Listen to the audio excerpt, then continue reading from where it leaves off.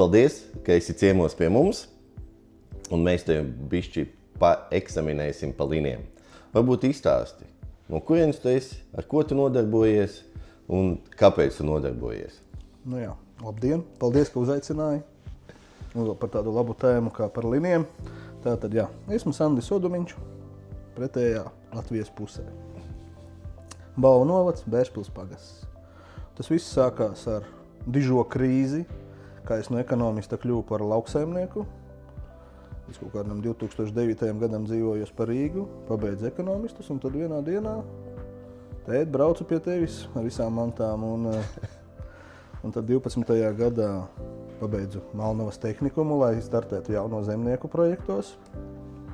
Nopirku savu pirmo traktoru. Tagad jau, protams, pārdevu, bija pārāk maziņš. Un tas viss sagriezās tik tālu, kad sāku domāt, ko iesēt, lai vairāk nopelnītu. Un tad pamazām tēvam jau bija pirmajā pieredze ar sēklkopību, bija miežu audzējs. Nu jā, un tad laiku pa laikam sazinājos ar draugu, kas ir atkal pretējā Latvijas pusē, Mārtiņu no Krastmeļu sēklām, un kopā ar tēvu ir 180 hektāri, un linijām ir, kā jau sanāk pa laukiem, apmēram 20 hektāri. Kāda ir kopējā sējuma struktūra? Ko jūs īsti sējat, cik kultūras?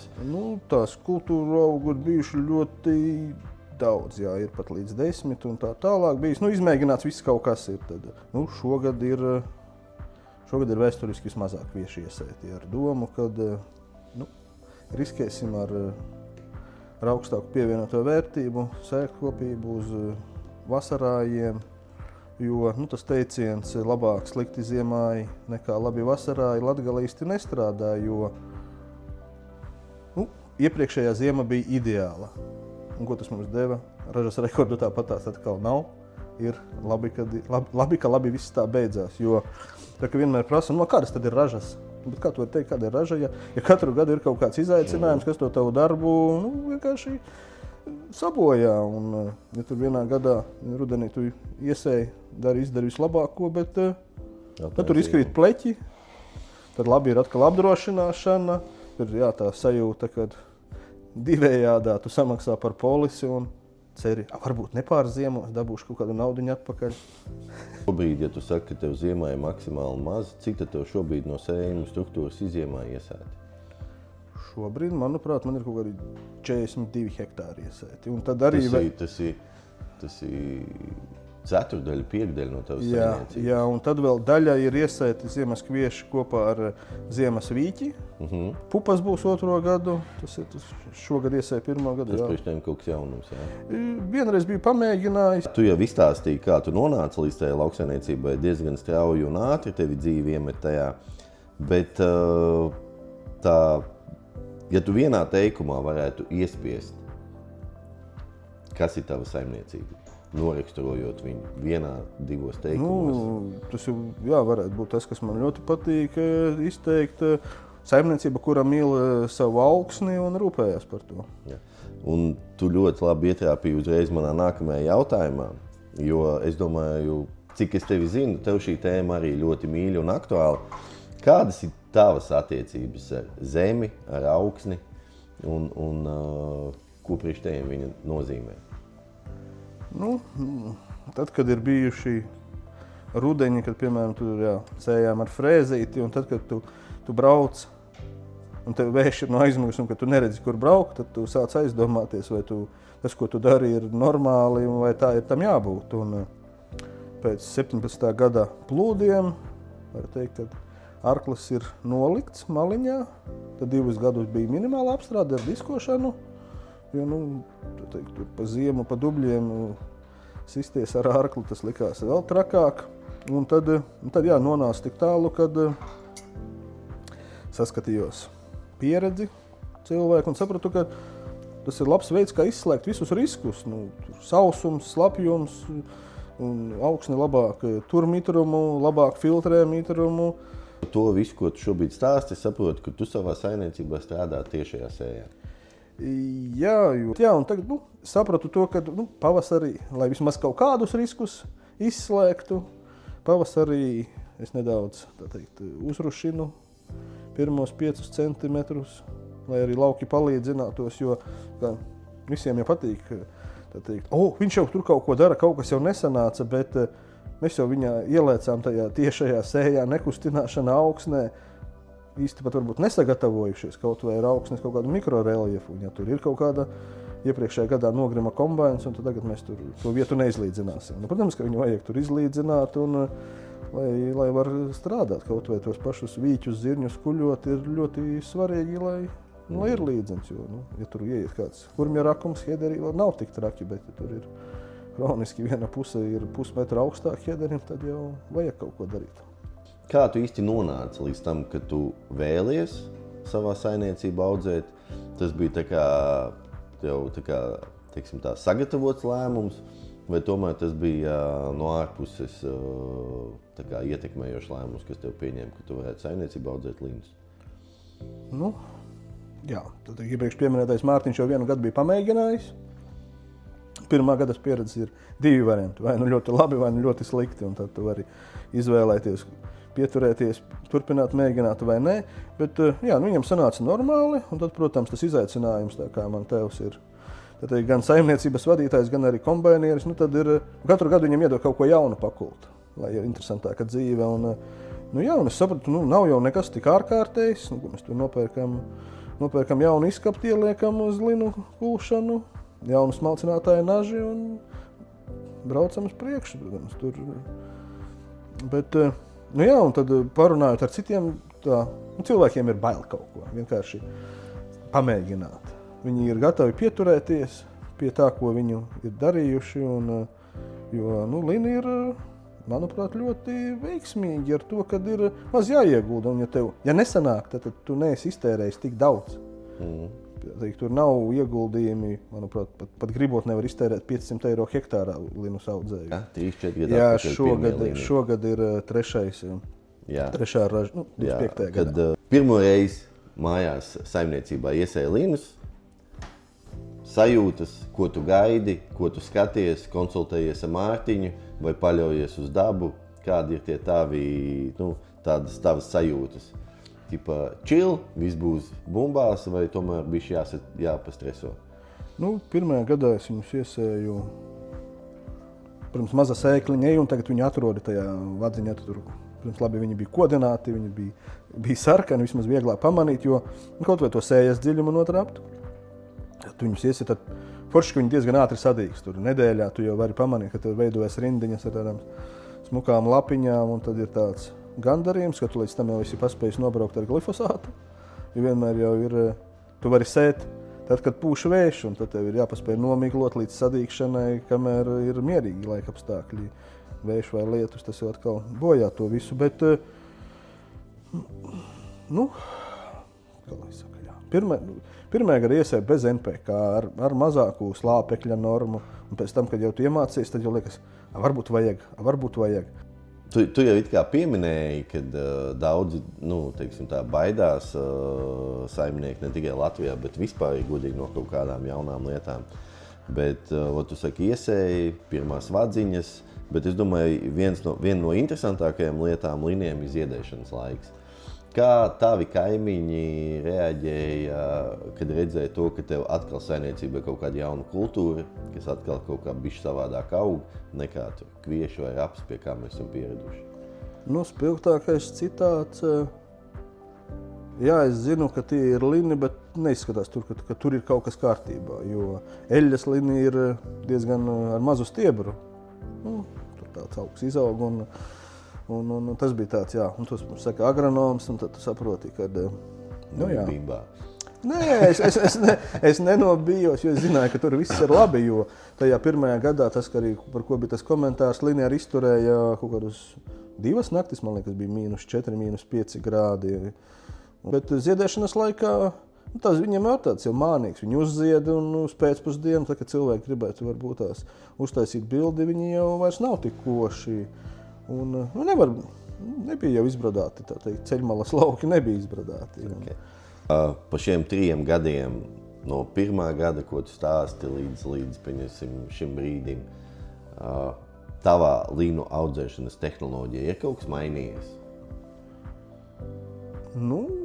Sapratis esmu to, kad kādi 50-60 slāpeklis tīrvielā ir tas optimums, kas ir, jo tur nav kviešu stāsts, uzbēršu vairāk, būs uzreiz jūtams ražas pieaugums, jo tur tikpat labi var ietekmēt jebkurš cits apstāklis. Un tiklīdz ir vairāk slāpekļu, viņi grib arī nedaudz garāk izaugt, tur, kur ir pārsētais galos, tur viņi grib nedaudz vēldrē piezvelties, un tas var daudz vairāk apraut ražu nekā tas ekstra. Bet es sapratu nedaudz, iepriekšējos gados neiedevu cinku, tas ir viens no būtiskākajiem. Varbūt izstāsti tad vismaz kādos 2-3 teikumos to savu linu audzēšanas tehnoloģiju. Ideālajā variantē, ir tā teikt, ar seju kopā ieliekam NPK. Cik daudz dod? Man patīk, citiem patīk dalītie fosfors un kālijs atsevišķi. Man patīk atkal, ka ir vienā granulā, jo atkal tas stāsts par uzbēršanu virspusē, es labāk ielieku vadziņā visu. Un tad ir lielākais izaicinājums ir herbicīdi. No vienas puses izaicinājums, no otras puses ir arī labums, jo tu vari nostrādāt gan pret divdīglapiem, gan pret viendīglapiem ir reģistrēti līdzekļi. Pirms sejas glifosāts. No reģistrētajiem līdzekļiem ir MCPA, gan 750, gan 500. Pirmajā gadā uzliku 750. Galotnes saskārās ar saknēm. Bet tad, viss ir pārliecies. Bet tas ir bišķi pa vēlu jau, kad dod.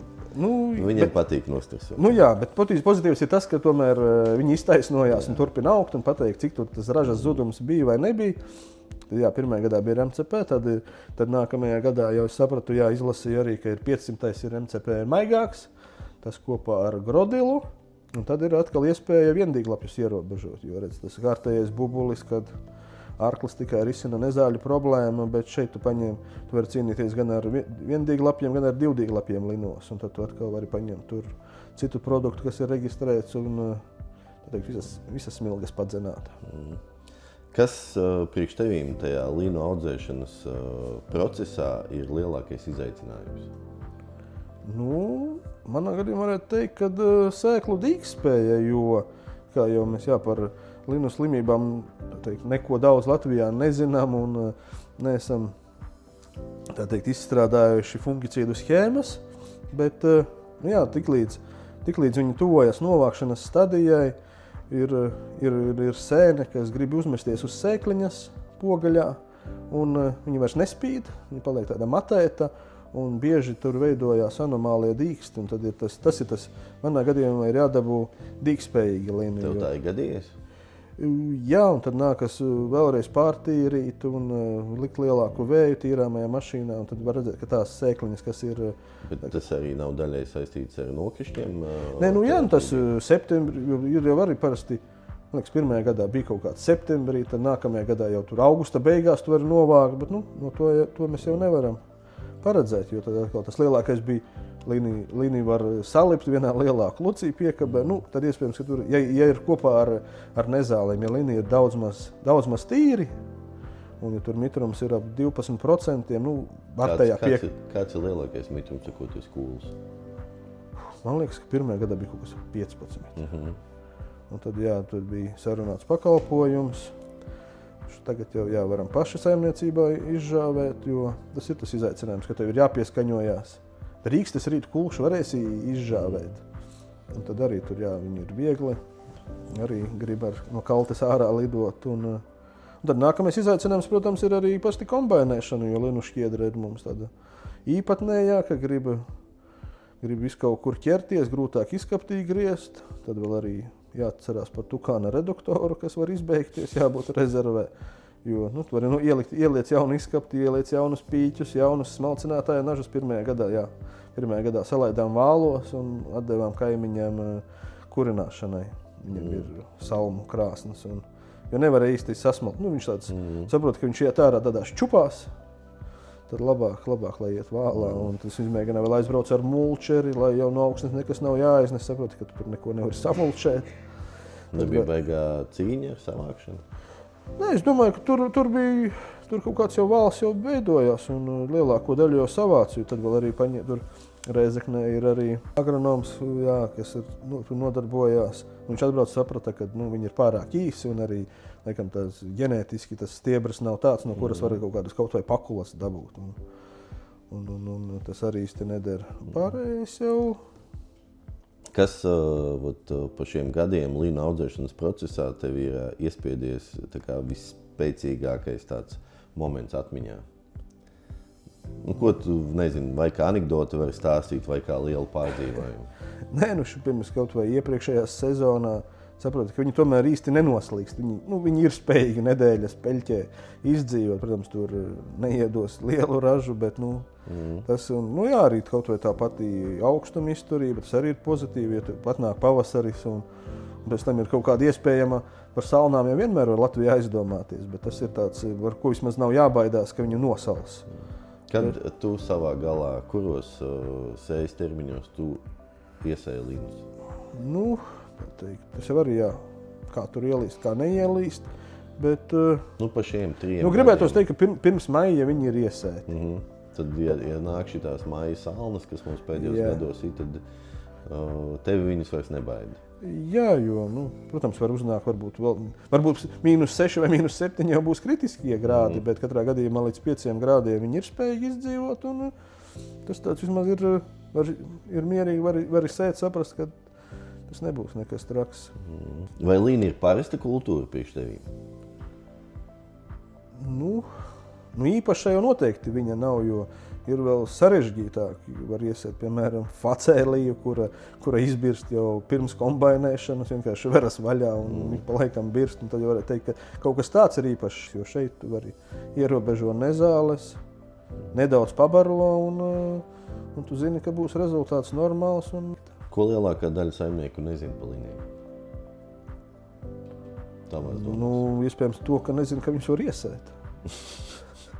un kāpēc viņiem arī kaut kāds pluss sanāks, jo mēs ieguldīties varam daudz un dikti. Varbūt par to, ka arī subsīdijas ir patīkamas, ir proteīna maksājums no Eiropas, ka manā gadījumā sēkla maksā 3 eiro kilogramā, un tad vismaz Lats nosacīja to sēklas izmaksas. Tavas sajūtas, ka tu ieraugi ziedošu linu lauku? Forši jūtos kā Liepājā vai kurā citā Latvijas pludmalē. Nav jābrauc uz jūru. Ar ko līna atšķirās no citiem kultūraugiem, ko tu audzē? Atšķiras ar to, ka tu vari piekabē noslīgt, piemēram, izdomā iekāpt, pamērīt mitrumu, jo viņi ir ļoti plūstoši un kas vēl varētu būt atšķirīgs. Sakņu sistēma, protams, ir un patīk parasti. Tā kā notiek kulšana, tu vari staigāt un mēģināt izplēst pēc iespējas garāku, tur saķert stiebrus un, tur tāda maziņa mietsaknīte, bet ir un tas jau mūsu augsnes stāstā ir tas pozitīvais, kad mums mainās saknes, kas tiek audzētas un pat nezinu, kas var būt tas atšķirīgais. Cik tavas kopējās izmaksas audzējot līnus? Tu esi rēķinājis? Tātad, herbicīdos sakarā ar sēklu kopību mums nedrīkst būt vējauza, lai veiktu lauka apskati, veiksmīgi izietu, tad tur mums ir jāatrod īstais mirklis, kad nostrādāt ar graminicīdu. Un tad jau MCPA neko jau arī daudz nemaksā. Labi, protams, tad tur graminicīdos mums ir izvēle, vai mēs jau gribam Mauras kareni ierobežot vai negribam, tad mēs varam paņemt. Tur tāds centurions ir un tas Cik tavas kopējās izmaksas? 200 eiro? Jā, varētu tā būt. Viss atkarīgs, protams, stāsts atkal par to iznesi un ienesi beigās, kas izdodas, bet ieliec vadziņā, cik daudz tu vari atļauties un audzēt. No 10 kultūrām, pieņemsim, ko tu minēji, ko tu audzē saimniecībā, līnija, kurā vietā tev pēc peļņas? Kaut kādā top 5 noteikti ir, bet iespējams, ka viņi ir visvieglāk strādājami, mazāk izaicinājumi. Jo tur mums nav, pozitīvākais, tas mums nav kukaiņi jādzenā, tas, kas ir citur. Pagaidām. Jā, jo tad tur mums ir... Bet ja mēs paņemam tādas standartizētas kultūras, ko audzē nevis Sandis Bērspilī, bet tipiskais latviešu zemnieks kvieši, ziemas un vasaras rapsis, ziemas, varbūt mieži, pupas, zirņi, pieņemsim, ir 5 kultūras un līni. Tavā saimniecībā. No nosauktajām, es domāju, ka viņi ir pirmajā vietā. Kā man pašam patīk teikt, līni ir sliņķu kultūra. Tam piekrīt vai ne? Var piekrist, jā. Galvenais jau iesēt. Jāieber līni sejmašīnā, jā. Līni Latvijā varētu ieņemt, pieņemsim, pirmos Latvijas laikos, ka līnus tur audzē gan līdz 100 000. Vai līni varētu ieņemt Latvijā stabilu vietu, teiksim tā, augu maiņā saimniekiem un stabilu vietu Latvijas, teiksim tā, ainavā? Es domāju, ka jā, jo pēc iepriekšējā gada zirņu stāsts noteikti ir daudziem licis apdomāt viņu vajadzību un sēju. Linos gribētu teikt, ka ir vienkāršāk. Tas vienkārši ir tāds drosmes jautājums, vai arī jāsaka tā banālā frāze pastāvēs, kas mainīsies. Cik es statistiski atceros, Eiropas Savienība ir viens no lielākajiem līnu eļļas, jeb līnu sēklu patērētājiem. Jā, jo iespējams, ka eļļa ir veselīga. Eļļa ir garšīga, jā. Un līnus kaut vai var, lai nevajadzētu iet pirkt hotdogus, tu vari vienkārši paņemt burciņu vai kaut kādā trauciņā līdzi mašīnā un vienkārši iemest mutē un graust. Viņi ir garšīgi. Kad Eiropā mēs esam lielākie patērētāji, vai mēs, pieņemsim, kā Latvija, varētu būt arī diezgan nopietns audzētājs priekš Eiropas vajadzībām? Es domāju, ka mums ir jākoncentrējās uz tām īpašākām šķirnēm, jo tikpat labi mums ir kaimiņi, kuri var izaudzēt visu un nest cik reizes lētāk un atvest uz ostu un tālāk uz Eiropu, bet viss atkal ir cenā, un ja mēs tur audzēsim arī nevar jau kaut ko vest uz Eiropu, ja nav apjoma.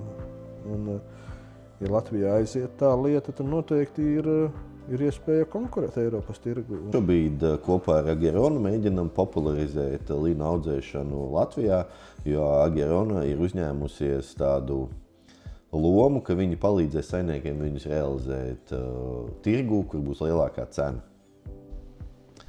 Un dēļ tā es ceru, ka tas ņems kaut kādu popularitāti, un es domāju, tavā galā tu kā saimnieks, kur kaimiņi redzējuši jau vairākus gadus, ka tu audzē, un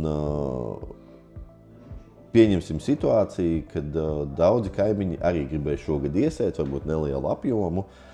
Kāds būtu tavs pirmais un galvenais padoms viņiem, kad viņi tev piezvanīs un pajautās: Sandi, es gribu audzēt, ar ko man sākt un pie kā man uzmanīties? Pirmais, protams, ir tas izsējas norma. Kāda ir tava izsējas norma? 50 līdz 60 kg. Ja esam pārliecināti par laukdīdzību, ar 50 kg ir pietiekoši. Es gribu teikt, ja strādā ar augstas apstrādi, tad, man liekas, 50 kg ir ļoti pietiekami. Ja strādā minimalizētajā vai tiešajā, tad jāskatās 55, 58 kaut kas. Ko tev personīgi nozīmē līni un to audzēšanu? Protams, tas ir tāds ķeksītis arī savu spēju apliecinājumā. Tu vari iemācīties kaut ko jaunu, apgūt, un ka tas arī sanāk. Un tad jau, protams, tur tāds sirdī gandarījums, kad atkal esam veiksmīgi noslēguši kārtēju audzēšanas gadu, un viss ir baigi labi, un atliek tikai piestrādāt pie niansēm, jo, tā teikt, rokas grāmatas līnu audzēšanā Latvijā nav. Tas ir lielākais izaicinājums. Rokas grāmata ir tie, kas to audzē. Un man liekas, tas process, kā tas notiek, pakonsultoties kaut vai mums savā starpā, viņš nav sarežģīts. Ja tā 1/8, tas ir tas, no kā tu nebaidies, vai vienkārši tev nav īsti platības vairs, kurš palielināt, uz kā rēķina palielināt līnu apjomu saimniecību? Nē, gribas jau arī, katru gadu kaut ko vēl jaunu iesēt. Bet tās nav noteikti bailes, tas ir vienkārši arī tas lauka rotācija, jo nebūtu vēlams viņus reizi 5 gadēs sēt. Katrā, ik pēc 5 gadiem atgriezties, varbūt pat vēl lielāku pauzi ieturēt, jo tas potenciāls, tā teikt, viss ir forši, ja mēs ievērojam šo rotāciju, nesējam pārāk bieži, jo pretējā gadījumā mēs nonāksim kviešu stāstā, kad slimības ir... Vai rapšu stāstā. Kad tu vēl neesi iesējis, jau jādomā, kā cīnīsies. Un tad tas visa romantika viņiem pazudīs. Bez lauksaimniecības tu arī ar kaut ko citu nodarbojies? Jā, bija tāda doma, kad pievēršoties tiešai sējai, es sapratu, ir diezgan daudz laika, ko varētu veltīt, lai gūtu papildus ienākumus saimniecībā. Jā, un tad ir tāds projekts, kā labāk neārt tapa. Un, varētu teikt, ka tur cilvēku viedokļu un tiekšanās pēc ražas, iespējams, ka tagad varētu tā gudri pateikt, bet es jau jums taču jau 19. gadā teicu. Sākat par to domāt, jo visiem galvenais bija raža. Un tad vienkārši pienāk tas mirklis, kad raža ir, a jēgas te nav. Tēvs man, protams, ir āršanas sacensību dalībnieks un liels pretinieks tam, ko es daru. Arī šobrīd vēl? Protams, taču nedrīkst padoties savā pozīcijā, un tad es viņam saku, paskaties. Tad, protams, viņš saka, paskatīsimies pavasarī, jo oktobrī uzsniegs kvieši sadīkst, arī tur, kur viņi septembrī nedīkst. Tad augsne priekš tevīm ir kas? Tā ir vieta, kur ieliekot sēkliņu, mēs varam cerēt uz ražu un pabarot tā teikt ģimeni, jo mums nav jābaro Āfrika, mums ir jābaro savas ģimenes un tikai caur to ražošanu un cerēšanu mēs varam nonākt arī nevisai patīkamās sajūtās. Tu ieminējies par to ražas būtību. Tad priekš tevīm raža nav galvenais. Jā, priekš manis ir, mums vēl ir tā foršais teiciens, audzējam augsni, nevis audzējam ražu, bet tiklīdz mēs esam uzaudzējuši to augsni līdz kaut kādam līmenim, tad manuprāt, visa lauksaimniecība kļūst arī nedaudz vieglāka, jo mēs izslēdzam daudzus faktorus, kas ir neražas elementi, un varētu teikt, ka šogad mums kombains nenogrima nevienā laukā. Un es domāju, ka varbūt mazāk ielieva vēl kaut kas, bet gribētu cerēt, ka tas ir augsnes struktūras elements un iemesls, kāpēc mēs negrimām. Un tā galvenais jau ir starpība, kas paliek pāri. Šie mazie knifiņi, kas apliecina to, ka tu ej pareizā virzienā, teiksim tā, sasilda tev sirdi. Un tu zini, ka, teiksim tā, tas iesāktais virziens var viņā bliest. Jā, jo galvenais jau ir arī, tu var teikt, ja tev gribās pavadīt ārpus mājām vairāk laika, sēdi traktorā un kraties pa lauku. Ja tu gribi izdarīt darbu un ātrāk tikt mājās pie mīļajiem, tad tiešā sēja ir veids, kā pavadīt mazāk laika darbā un vairāk ar ģimeni. Ja mēs varētu linus iesēt tikpat agri kā pupas un zirņus, mēs viņus kultu agrāk vai nē? Kā tu domā? Varētu testēt, kas notiek ar to sēkliņu. Ļoti iespējams, ka viņa neaiziet bojā. Un tajā gadījumā iespējams, ka tad ir jāmēģina iesēt ļoti, ļoti sekli. Tajā Bet līnija jau jebkurā gadījumā jāmēģina. Jā, bet nejauši pēc zirņu sējas, ja nepārregulē sēja mašīnu. Bet tas ir arī, tas iespējams ir tas, kas ir jāpēt.